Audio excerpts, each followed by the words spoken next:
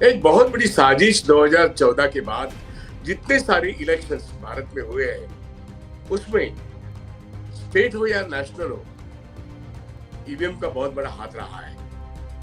Software और hardware दोनों पे जिसका कंट्रोल है वो ईवीएम आज बीजेपी के कंट्रोल के अंडर काम कर रहा है, और इसलिए चुनाव जीतना ये बीजेपी का एक आसान खेल बन गया है। इस डेमोक्रेसी के इस फ्रेमवर्क में लोगों को अरेस्ट किया कि आप बैलेट पेपर पे कैसे चुनाव कर सकते हो, लेकिन बात तो वहां तक नहीं रुकी। लोगों ने वोटिंग किया, बोले हम मरेंगे लेकिन हमारा वोट का अधिकार डॉक्टर बाबा साहेब अम्बेडकर के संविधान ने जो दिया है, इसको हम गंवाना नहीं चाहते। तो तमाम नागरिक मरकाड़ी जो एक क्षेत्र है विधानसभा का, वहां के लोगों ने एक ऐलान कर दिया कि बैलेट पेपर से चुनाव होने चाहिए। महाराष्ट्र के बंबई के हाईकोर्ट में एक नहीं दो नहीं 100 रिट पिटिशंस फाइल हो गए हैं। महाराष्ट्र की जनता निश्चित रूप से रास्ते की लड़ाई लड़ने वाली है और वो इसका मुकाबला करेगी। नमस्ते, मैं विश्वास उड़गे हूं और आज हम बात करेंगे राहुल गांधी, सुप्रिया सुळे और संजय राउत। महाराष्ट्र के महाविकास आघाड़ी की 3 प्रमुख पार्टियां हैं, राजनीतिक पार्टियां जो इंडिया गठबंधन का नेतृत्व करते हैं। हम सब जानते हैं कि इंडिया गठबंधन इन्होंने बहुत शानदार तरीके से महाराष्ट्र का लोकसभा चुनाव कुल मिला के जो 48 सीटें हैं उसमें से करीब 31 सीटें उन्होंने जीती। लेकिन जब असेंबली का इलेक्शन आया तो ईवीएम के जरिए एक नई सरकार बनी। अब ये आम आदमी की राय है, ये ईवीएम की सरकार, ये तो एक आरोप हो गया। लेकिन जरूरत यह है कि चुनाव आयोग पर जब कुछ सवाल पूछे जाते हैं, कुछ आरोप किया जाता है, तो चुनाव आयोग कुछ भी नहीं बोलता। बीजेपी बोलने लगती है कि हारने के बाद आप ईवीएम पर दोष करते हो। बात इतनी से सीमित नहीं है। एक बहुत बड़ी साजिश 2014 के बाद जितने सारे इलेक्शंस भारत में हुए हैं, उसमें स्टेट हो या नेशनल हो, ईवीएम का बहुत बड़ा हाथ रहा है। सॉफ्टवेयर और हार्डवेयर दोनों पे जिसका कंट्रोल है वो ईवीएम आज बीजेपी के कंट्रोल के अंडर काम कर रहा है, और इसलिए चुनाव जीतना ये बीजेपी का एक आसान खेल बन गया है इस डेमोक्रेसी के इस फ्रेमवर्क में। और विपक्ष अब कुछ जानने लगा है थोड़ा थोड़ा, क्योंकि वो पहले मानता भी नहीं था, अब जानने लगा है और सवाल भी पूछने लगा है। और इसलिए आज कुछ देर पहले राहुल गांधी ने, नेता विपक्ष ने, सुप्रिया सुळे और संजय राउत के साथ मिलकर जो प्रेस वार्ता की और महाराष्ट्र के विधानसभा इलेक्शन को किस ढंग से नॉन ट्रांसपेरेंट तरीके से इलेक्शन कमीशन ने हैंडल किया और बीजेपी को जिताया, या यूं कहिए बीजेपी और इलेक्शन कमीशन की साठगांठ हुई और बीजेपी जीत गई। अब सवाल जो पूछने हैं वो तो मुद्दे के पूछने चाहिए, यही तो बात है। महाराष्ट्र में कैंपेन चल रहा है सब जगह, कुछ नॉन गवर्नमेंट ऑर्गेनाइजेशंस हो, कुछ पॉलिटिकल पार्टीज हो, वो ईवीएम कैसे काम करता है इसके बारे में जगह जगह पे प्रदर्शन कर रहे हैं। महाराष्ट्र की इलेक्शन होने के बाद मरकड़वाड़ी में जो एक असेंबली में चुना हुआ आदमी है, जो उत्तम जानकर नाम का एमएलए है, उसने खुद ऐलान किया कि मैं रेसिग्नेशन देता हूं और मैं चुनौती देता हूं कि ये इलेक्शन गलत हुआ है, मेरे वोट्स ज्यादा होने चाहिए, मेरे वोट्स कम क्यों हुए। और उन्होंने बैलेट पेपर के आधार पर एक मरकड़वाड़ी के लोगों से कहा कि यहाँ बैलेट पेपर से हम चुनाव करवाते हैं, अब फिर से वोटिंग करो। नहीं, बीजेपी के और शिंदे गठगुट के लोग या अजित पवार के गुट के लोग, इनको ये कैसा, मतलब वो कैसा सह सकते हैं, यही तो सवाल है।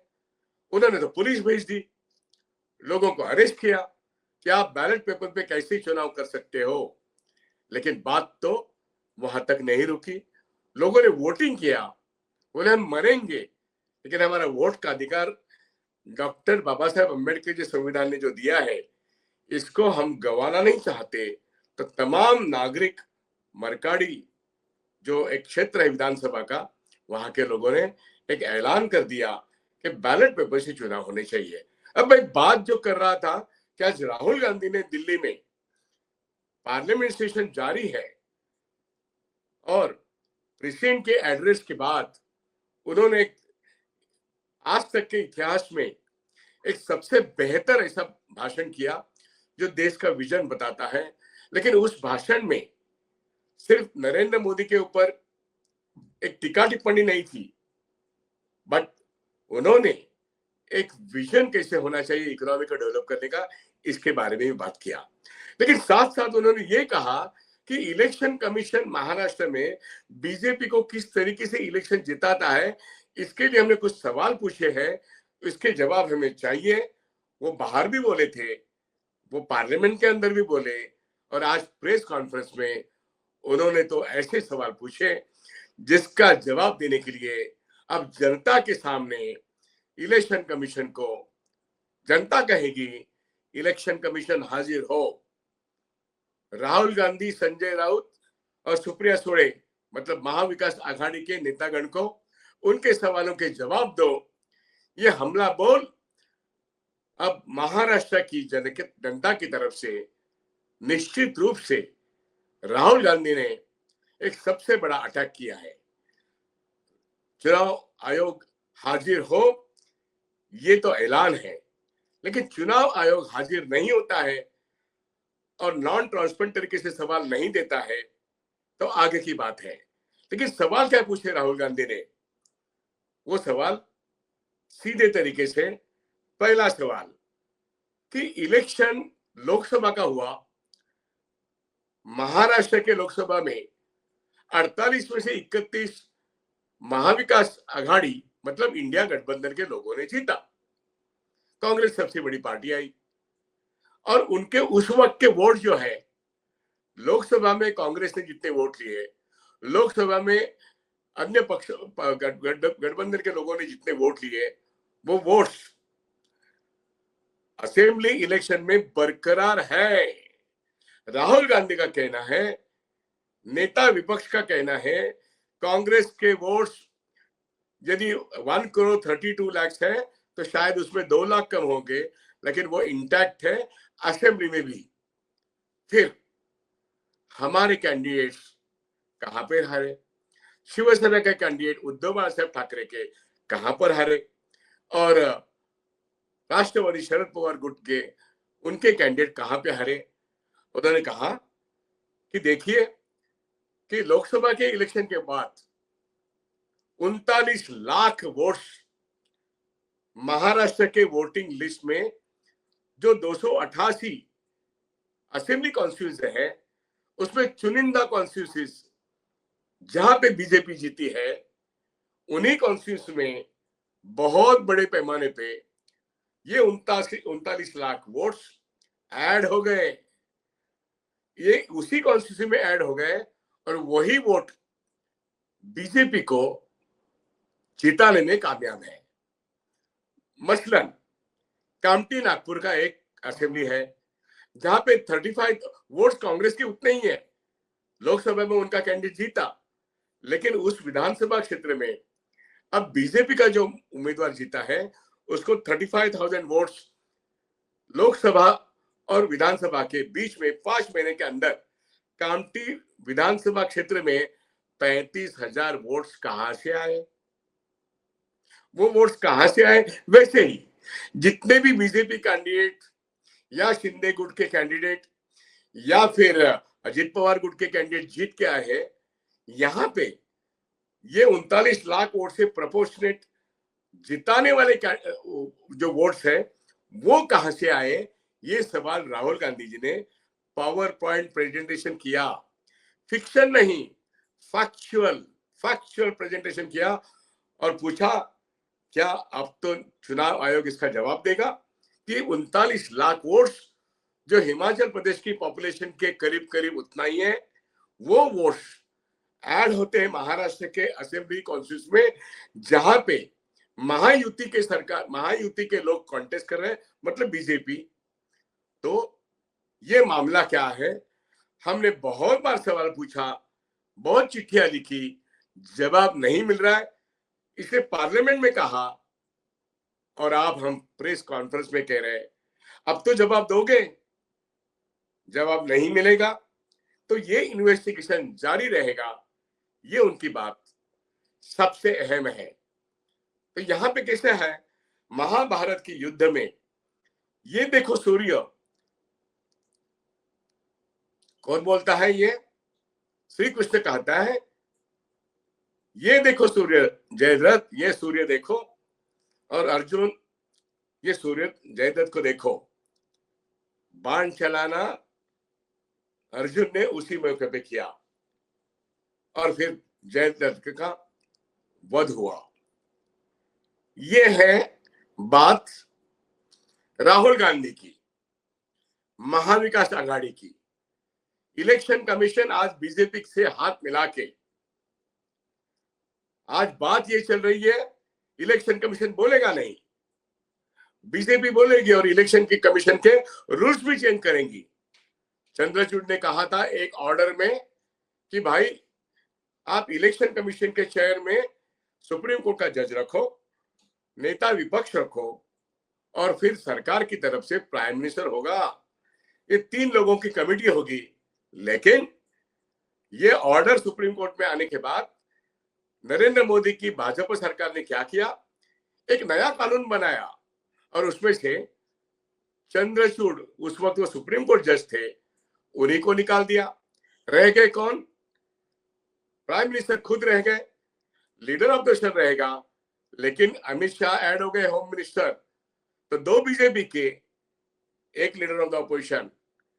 ये जो है 2 वर्सेस 1, इलेक्शन कमीशन का चयन कानूनन निष्पक्ष होना चाहिए, लेकिन इस देश का संसद इस तरीके से बुलडोजर चलाता है कि ये कानून सुप्रीम कोर्ट के कानून से बेहतर हो गया।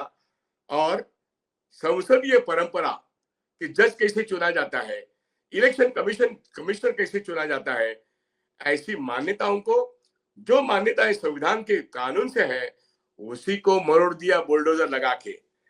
ऐसे हालात में राहुल गांधी ने यह कहा कि आपने चयन किया ऐसे आदमी को, सुप्रीम कोर्ट के जज को निकाल दिया, अब रह गए आप 3, और उसमें से मैं और अमित शाह और नरेंद्र मोदी। तो क्या खाक इस देश की संसदीय परंपरा आगे बढ़ेगी? ये एक बात हुई। और ऐसा राजीव कुमार नाम का आदमी जो पहले दिन से जिस सर्विस में थे गवर्नमेंट के, वहां से 24 घंटे में वो इलेक्शन कमिश्नर बनते हैं। उनका चयन भी एक बुनियादी सवाल था, कानूनन वो गलत था और उन्होंने गलत तरीके से बहुत सारे चुनाव करवाए। उसमें से महाराष्ट्र के सभी चुनाव, महाराष्ट्र गवर्नमेंट किस ढंग से गिराई गई, किस ढंग से आज तक वो प्रलंबित सवाल है, और इलेक्शन हो गए और एक इलीगल गवर्नमेंट फिर से एक बार ईवीएम सरकार बन गई। ये हमने देखा है। राहुल गांधी जी ने सवाल जो पूछा, चुनाव कमीशन आप जवाब देना पड़ेगा, नहीं जवाब दोगे इसका लॉजिकल इन्वेस्टिगेशन हम करेंगे कि 39 लाख वोटर्स इलेक्शन लोकसभा का खत्म होने के बाद महाराष्ट्र के 39 लाख वोटर्स कैसे बढ़े और चुनिंदा कॉन्स्टिट्यूशन में कैसे आए, इसका जवाब दो। ये जवाब नहीं मिला तो रास्ते का आंदोलन होगा। संसद में तो उन्होंने बोला है। और हाँ, आगे की बात कि महाराष्ट्र के बंबई के हाईकोर्ट में 1 नहीं 2 नहीं 100 रिट पिटिशंस फाइल हो गए हैं, जिसमें कांग्रेस, एनसीपी, महाविकास आघाड़ी के जो शिवसेना उद्धव बाळासाहेब ठाकरे, मेरे ख्याल से, और सीपीएम या और कोई लोगों ने भी अपने रिट पिटिशंस फाइल किए हैं। और आह्वान किए इलेक्शन कमीशन को कि ये जो डाटा है, ये जो फिक्टिशियस इलेक्शन कमीशन काम कर रहा है अपने एक इलेक्शन रिप्रेजेंटेटिव के जरिए, और वोट्स काउंटेड एंड वोट्स पोल में फर्क है, कुल मिला के 39 वोट्स कहां से आए इसका जवाब वो नहीं देते। 7 दिन के अंदर अंदर उन्होंने सवाल पूछे, जवाब नहीं आया, इसलिए इन्होंने रिट पिटीशन फाइल किए। ये सारे 100 रिट पिटीशन आज बंबई हाईकोर्ट में, मेरे हिसाब से जहां तक मेरी जानकारी है, 10 या 12 मार्च तक ये सबकी सुनवाई आज बंबई का हाईकोर्ट करेगा। आगे क्या होगा देखेंगे। लेकिन ये समझने वाली बात है कि राहुल गांधी संसद में बोलते हैं, हाँ राहुल गांधी आज प्रेस कॉन्फ्रेंस बोले देश के 140 लोगों की तरफ से महाराष्ट्र के, हाँ तमाम जितने भी वोटर्स हैं उनकी तरफ से उन्होंने न्याय की गुहार लगाई है। और एक बात बताना मैं भूल गया, राहुल गांधी ने यह कहा कि इलेक्शन कमीशन ये बताए कि महाराष्ट्र की अगर एडल्ट पॉपुलेशन, मतलब 18 साल के ऊपर वाली जो पॉपुलेशन है, अगर वो 9,54,00,000 9.54 लाख है, तो चुनाव कमीशन ये बताए कि महाराष्ट्र में 9.70 इतना वोटर कैसे आ सकता है। मतलब एडल्ट पॉपुलेशन ज्यादा, महाराष्ट्र में वोटर्स कैसे आ सकते हैं, इसके ऊपर संजय राउत जी ने जो कहा वो बहुत ही इंपॉर्टेंट है। अरे हाँ, 39 लोग पॉपुलेशन हिमाचल की महाराष्ट्र में आई, ये महाराष्ट्र की पॉपुलेशन, वो 39 लोगों का गेम प्लान जो है, बोगस वोटर्स की लिस्ट जो इलेक्शन कमीशन के हाथ में है, हाँ वो दिल्ली में भी जा सकती है, वो बिहार में भी जा सकती है, वो बीजेपी को जिताने के लिए और कहीं भी जा सकती है, जब तक इलेक्शन कमीशन का ये गंदा खेल चलता रहा तब तक के हो सकता है। इसलिए संजय राउत ने भी अपनी तरफ से एक बहुत बड़ा हमला किया है चुनाव आयोग पर। और सवाल यह है, महाराष्ट्र की सरकार गिराना ये अमित शाह और नरेंद्र मोदी के गवर्नमेंट की साजिश थी, जिसमें चंद्रचूड़ का इस्तेमाल किया गया है। लेकिन सवाल यह है, क्या इस देश की संसद, क्या इस देश की जनता इस संविधान के पर होने वाले इस खतरे को, इसका मुकाबला कर पाएगी? महाराष्ट्र की जनता निश्चित रूप से रास्ते की लड़ाई लड़ने वाली है और वो इसका मुकाबला करेगी, क्योंकि राहुल गांधी जैसा नेता आज गठबंधन का नेता बन के उभर गया है, और महाराष्ट्र के जनता के ऊपर जो ईवीएम सरकार बैठी है उसको उखाड़ फेंकने के लिए जो सवाल उन्होंने इलेक्शन कमीशन किए हैं, अब इलेक्शन कमीशन को जवाब देना पड़ेगा। नहीं जवाब देंगे तो महाराष्ट्र की सरकार नहीं चल सकती। बंबई के हाई कोर्ट में 100 रिट पिटीशंस है और महाराष्ट्र की जनता, बंबई की जनता महानगर पालिका के इलेक्शंस में मुंह तोड़ जवाब बीजेपी को दे सकती है, इलेक्शन कमीशन को दे सकती है। ये अब दूर नहीं है और इसलिए इलेक्शन कमीशन हाजिर हो, ये एक ऐलान महाराष्ट्र की जनता ने किया है, जिसके लीडरशिप राहुल गांधी खुद, सुप्रिया सुळे और संजय राउत कर रहे थे प्रचार सभा में, पत्रकार परिषद में। लेकिन निश्चित रूप से उद्धव ठाकरे, शरद पवार, राहुल गांधी और गठबंधन के नेता जब रास्ते की लड़ाई करेंगे, तब ये बीजेपी की सरकार शर्म के मारे डूब भी नहीं सकती, ऐसी बुरी हालात उनकी हो सकती है। इसलिए मैंने कहा चुनाव कमीशन हाजिर हो, ये ऐलान किया है महाराष्ट्र की जनता की तरफ से राहुल गांधी ने, और राहुल गांधी की इस ऐलान को महाराष्ट्र की सिर्फ नहीं, देश की जनता रिस्पॉन्ड करेगी, सपोर्ट करेगी। यही आज की बात मैं यहीं पे खत्म करता हूं। धन्यवाद। आखिर डॉक्टर बाबा साहेब अम्बेडकर की संविधान, इसी की जीत हो जाएगी। मौजूदा हालात में हमला हो रहा है, वो संविधान पर हो रहा है, वो करने वाली ताकत वो बीजेपी, नरेंद्र मोदी, अमित शाह और उसके साथ में ये जो रेगुलेटर्स है, जिसमें इलेक्शन कमीशन एक ऑटोनमस बॉडी है, लेकिन आज वो कॉम्प्रोमाइज है। तो सवाल यह है संविधान के अंदर बने हुए जो संस्था है, इनकी सुरक्षा करना आज हमारा एक दायित्व बनता है। इस मुद्दे को मैं यहीं पे रोकता हूं। धन्यवाद। फिर मिलेंगे और किसी विषय पर। मैक्स महाराष्ट्र हिंदी को आप सब्सक्राइब कीजिए और ये वीडियो अगर आप लाइक करते हैं तो धन्यवाद अदा करना ये मेरा फर्ज है। धन्यवाद।